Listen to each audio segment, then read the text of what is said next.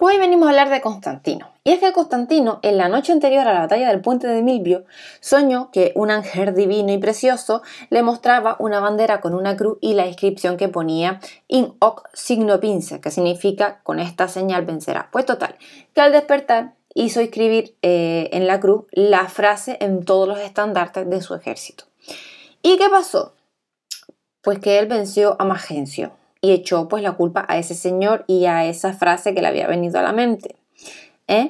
Entonces, se convirtió al cristianismo, en parte pues gracias a ese milagro y en parte pues gracias a los ruegos y oraciones de su Santa Madre Elena, que luego será canonizada.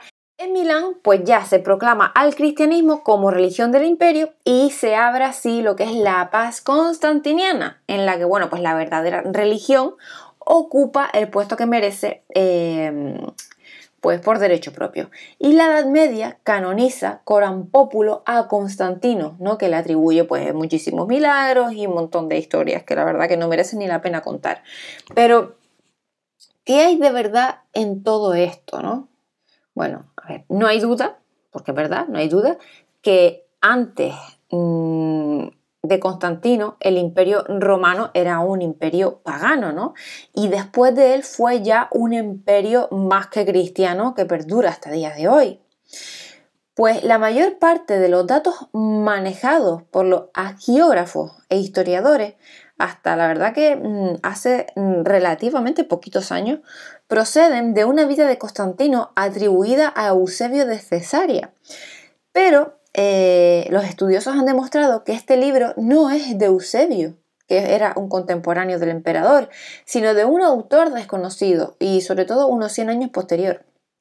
O sea, el relato de la famosa batalla del puente Milvio, por ejemplo, que en la vida de Constantino no hay ningún texto contemporáneo de Constantino. O sea, es una cosa rarísima dada la importancia del suceso. O sea, ni es citada tampoco por ningún padre de iglesia, incluyendo a San Agustín. Claro está que el Constantino que nos describe la historia eclesiástica de Eusebio, que por otra parte, pues la verdad es que no habla de la pretendida visión, o el que aparece en Sobre la muerte de los perseguidores de Lactancio, que eran ambos escritores cristianos, es completamente diferente al Constantino del escritor pagano Zósimo, que ello es lógico y natural, pero es que además las investigaciones históricas de los últimos 100 y pico años han proyectado pues, una luz nueva y especial sobre el problema.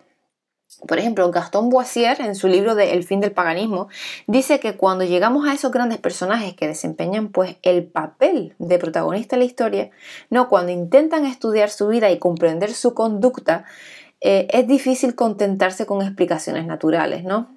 Porque tienen la reputación de ser unos seres extraordinarios y nos cuesta trabajo creer que hayan actuado pues como todo el mundo, como las personas normales, y entonces se ponen a buscar razones ocultas a sus más sencillos actos y que les atribuyen sutileza, combinaciones, profundidades, intrigas de las que jamás se dieron cuenta. Bueno, pues ello sucede con Constantino. O sea, tan convencidos estamos de que quiso engañarnos con su hábil política que cuando les habemos ocupado internamente de los problemas religiosos, ¿no? En plan de todo esto de hacer profesión de fe cristiana, pues nos sentimos inclinados a suponer que era un agnóstico indiferente, o sea, un escéptico que no tenía interés en culto alguno y solo se preocupaba de las ventajas que él podía obtener. Entonces, ¿qué pasa? Que en la historia tenemos dos posiciones casi extremas, ¿no? Que es la de santo convertido fervorosamente a la fe cristiana y la del frío gobernante preocupado pues solamente por el interés material del país y de su corona. O sea, y en realidad ambos motivos pueden ser invocados, ¿no? O sea, ¿qué pasa? Que no hay ningún género de duda de que el Imperio Romano pues estaba sufriendo una crisis más que religiosa, como jamás ningún otro pueblo había pasado. Los viejos dioses pues ya no estaban interesados, ya el pueblo ya no estaba interesado en ello. El patriciado, o sea, los intelectuales no tenían empacho en hacer esa gala de un profundo escepticismo. La mitología grecorromana no servía más que para la masa ignorante del pueblo, aún no para todas, pero me entienden, para esas personas que no eran muy cultas. El hombre ha necesitado siempre lo hemos necesitado, algo sobrenatural, algo misterioso, algo que no podamos comprender, ¿no? Algo que esté por encima de nosotros, de nuestro conocimiento, porque en ciertos momentos, en ciertas crisis es como solo puedo confiar en eso, ¿no? Y desde el inicio del imperio han ido instalándose en la propia Roma pues unos cultos nuevos, unos cultos misteriosos, procedentes pues de las más remotas y dispares regiones conquistadas, ¿no? Pero los misterios asiáticos tienen la primacía, ¿no? Están mejores elaborados, con más años de experiencia, con una solera espiritual inédita en el sistema intelectual grecorromano. O sea, capta cada día más adeptos y prosélitos. Los cultos órficos, o sea, los de Isis, de Baal, de Mitra, aumentan en importancia y cada vez más un sistema se impone, que es el monoteísmo. O sea, se está terminando una era en la que se sucedían las antiguas e interminables listas de dioses, de diosas, semidioses, de cielos, celos, infiernos, adulterios, asesinatos, metamorfosis, insectos, transformaciones. Y los nuevos cultos, incluso el cristiano, transformaron a su guisa, ¿no? Pues las antiguas ceremonias y liturgias, a veces conviviendo y a veces sustituyéndolas, ¿no? Así, por ejemplo, hacia el año 400, San Juan Crisóstomo pudo decir eso de: se ha decidido fijar el aniversario del día desconocido del nacimiento de Cristo, en la misma fecha en que se celebra el de Mitra o el Sol Invicto, al fin de que los cristianos puedan celebrar en paz sus santos ritos mientras los paganos se ocupan en los espectáculos circenses. ¿Qué incitó a Constantino a preferir el cristianismo a otras creencias para erigirlo en religión del Estado?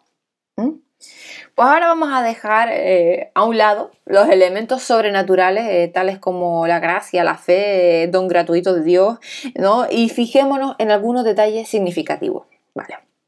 Constantino, a pesar de su super madre mega hiper cristiana, empezó por ser pagano. O sea, era adepto al culto solar de Mitra, ¿no? Y por un panegírico pronunciado ante él en Treveri en el año 310, sabemos que en un santuario galo se le había aparecido acompañado de la victoria y teniendo en sus manos pues unas coronas de laurel en cuyo interior figuraban un signo que Constantino creyó ser promesa de un feliz y largo reinado. Que Constantino fue desde este tiempo un entusiasta adepto del culto solar nos lo indica la numismática. O sea, sus monedas llevan las efigies de Constantino y del dios solar, ¿no? Ahora bien, si Constantino, en vez de ser un auténtico creyente de Mitra, era simplemente un adepto, o sea, pues un adepto, yo qué sé, más o menos entusiasta, pues le era fácil pasar de un monoteísmo a otro que presentaba. O sea, además, mayores ventajas pues, para la organización del imperio, la verdad. Pero bueno, cuando Constantino comprende cuál podría ser la importancia política del cristianismo, con su concepto de teocéntrica y jerarquía y su Dios único y trascendente, solo un escaso 10% de la población del imperio era cristiana. Como ven, o sea, no era una masa mayoritaria que impusiese su pensamiento al emperador, o sea, era la propia creencia la que se imponía, o sea, era la organización, pero sobre todo lo que es la fuerte personalidad de los creyentes en Cristo, que la verdad que durante 2 siglos habían demostrado estar dispuestos pues a morir y además habían sabido hacerlo por su fe y sus creencias. ¿Qué pasa? Que este 10% de la población se hallaba concentrado en los núcleos urbanos, que en este momento, como en ningún otro del imperio, tienen una importancia singular y aún más, o sea, no era ya como en los comienzos, que la población esclava, la que se convertía al cristianismo eran los patricios, los soldados, los intelectuales, ¿no? La élite de la población. Si Constantino fue el sagaz político que se supone que era, comprendió rápidamente el tiempo que representaría identificar su poder. Y en mente de los creyentes, con el de aquel que dijo lo de yo estaré con vosotros hasta la consumación de los siglos. Bueno, pues esto ahora puede parecer blasfemia a alguno o o despreciable, pues ardid a otro, pero la verdad que ni una cosa ni otra significaba entonces que por una parte se adoraba al emperador como un dios y se le ofrecían sacrificios, y por otra se creía que todo poder viene de aquel que es la suma omnipotencia, o sea, el único poder. Si Constantino pactó con el cristianismo, ¿sería justo decir que se hizo cristiano?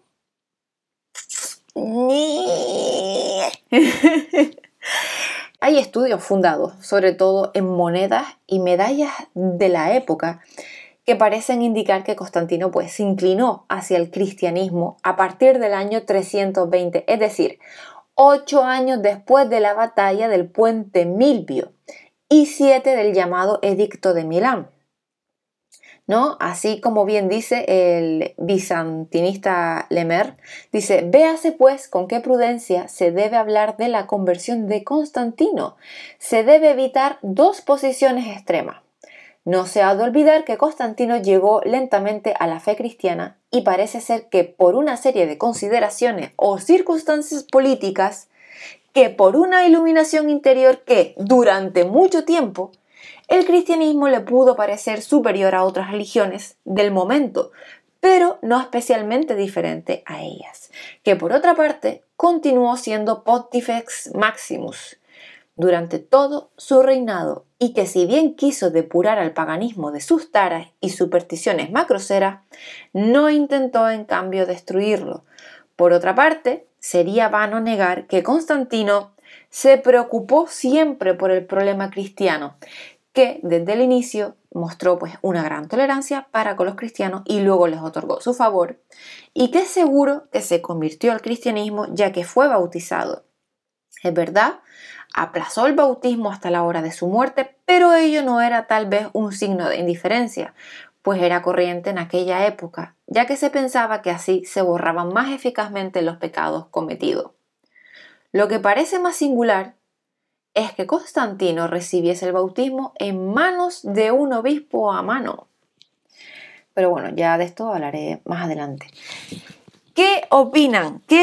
¿Con qué versión se quedan ustedes? De todos modos, de Constantino hay muchísimo que hablar. A mí la historia realmente me parece súper interesante y yo se la voy a contar toda, obviamente, pues en varios episodios porque es larga, pero es maravillosa. Así que nada, espero que les haya gustado. Un saludo, nos vemos el próximo día. Hasta luego.